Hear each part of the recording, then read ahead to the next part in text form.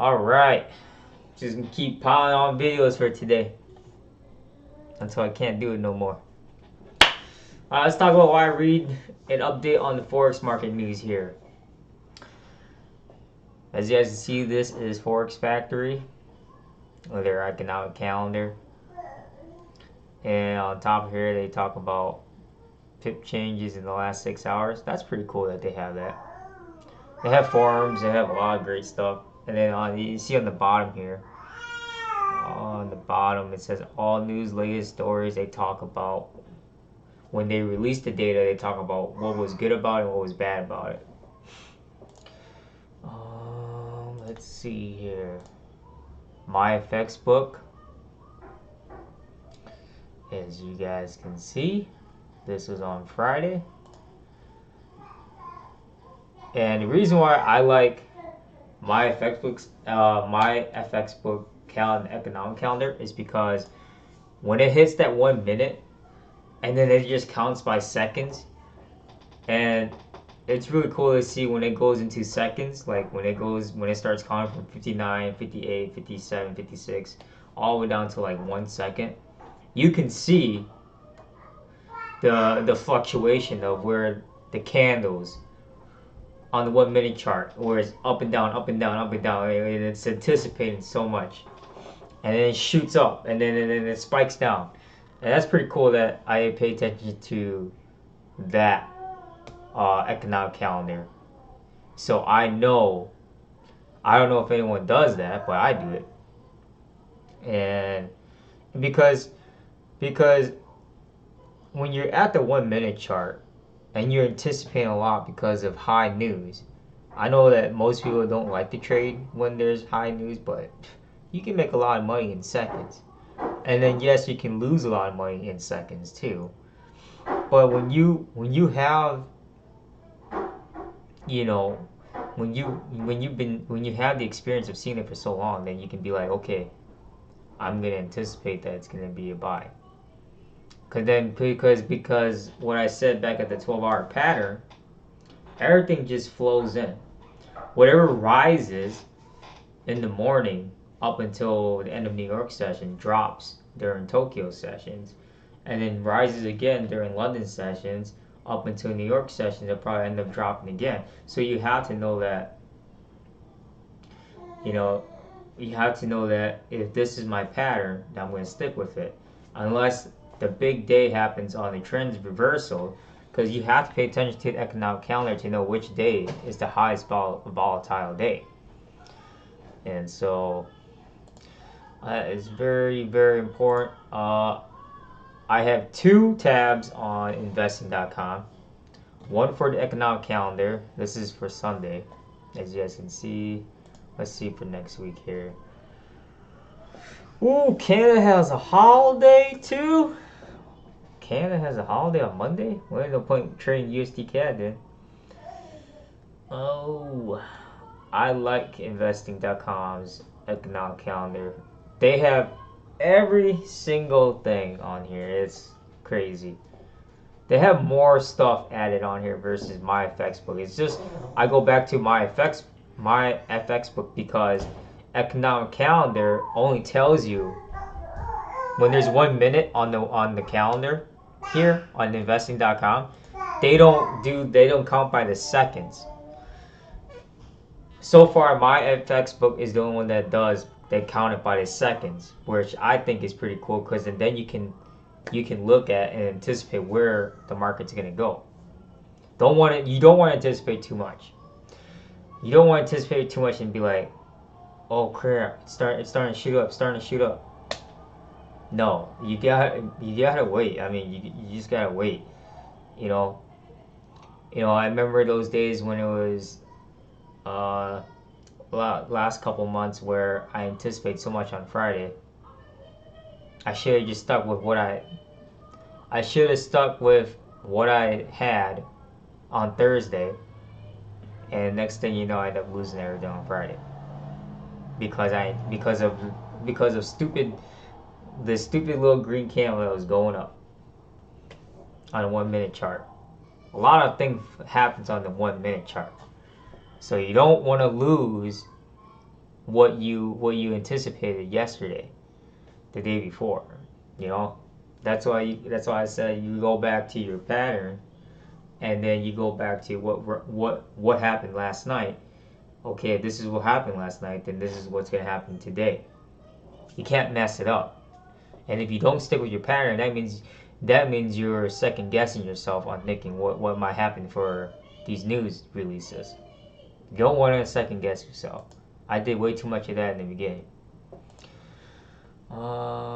And like I said, I keep up to date. I on this tab here, I click on Forex, financial news, Forex tab, and they talk about, they talk about what happened. Like almost every 2 to 4 hours, they update this. Not as much as FX Street. That's why I keep up with FX Street more than investing.com. Because investing.com focuses a lot more on the stock market too. So I don't know much about the stock market. Don't ask me questions about the stock market because I'm not smart about. I don't know anything about stocks. I mean, there's some great stocks to buy, but I don't pay attention to the stocks. Does stocks have an effect on the U.S. dollar? Yes, it does. What's up? Your turn to talk now? Yes. I know mommy's not home. Mommy be home in like 2 hours? 2 hours of recording, that's what I'm talking about. You know what I'm saying? So back to...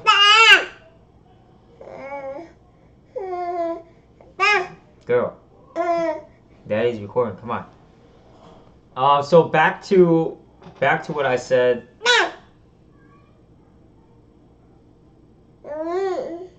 I'm recording. Come on. So back to what I said that I pay attention to FX Street on their news because they constantly update as much as they can, like even in like in a matter of seconds. If something hits on the news release, they will try to update it within like the next minute, and that's very crucial to pay attention to. I mean, you can see it on.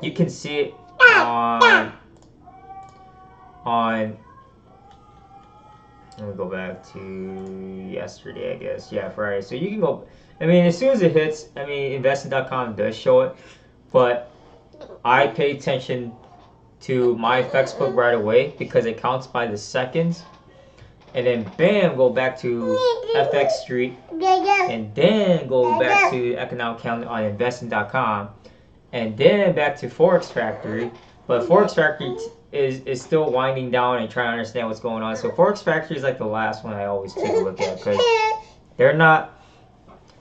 they don't hit the news right away like how my FX book does it, investing.com, and Forex and FX Street.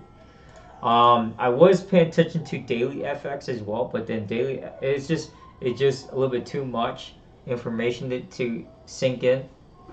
Daily FX, I did add a daily FX. I probably should just go on daily FX here. That way you guys can see it.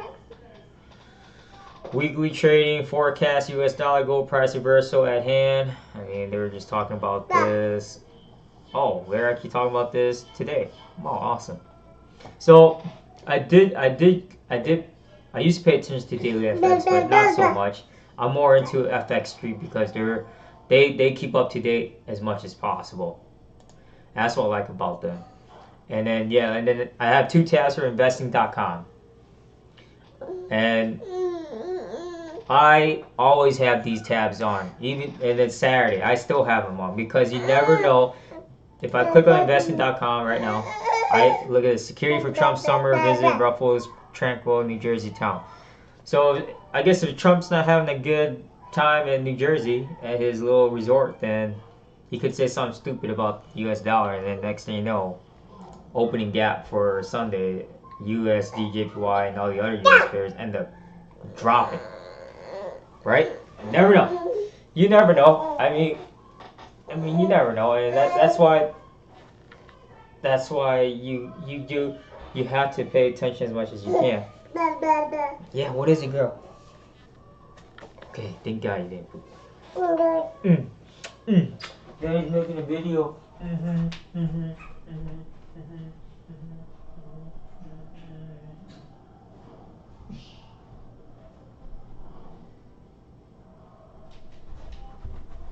Alright, so let me finish this real quick.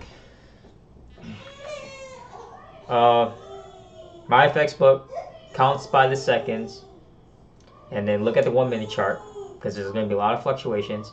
Then I go back to FX Street News, and then I go back to investing.com on the economic calendar, and then I go back to Forex Factory, and then repeat what I just did again. Look at my FX book economic calendar, go back to FX Street News, go back to investing.com, their economic calendar, their news, and then back to Forex Factory. That's all I do. And then that's pretty much it. I mean, daily FX is there, but I don't really pay attention to daily FX. So there you guys have it. You know, now you guys know why I look at the news, why I pay attention to the news, even if it's on the weekends, because the start of Sunday, weekend opening gap, you know, that way you can see where the market's going to trend. All right, gotta take care of my baby daughter.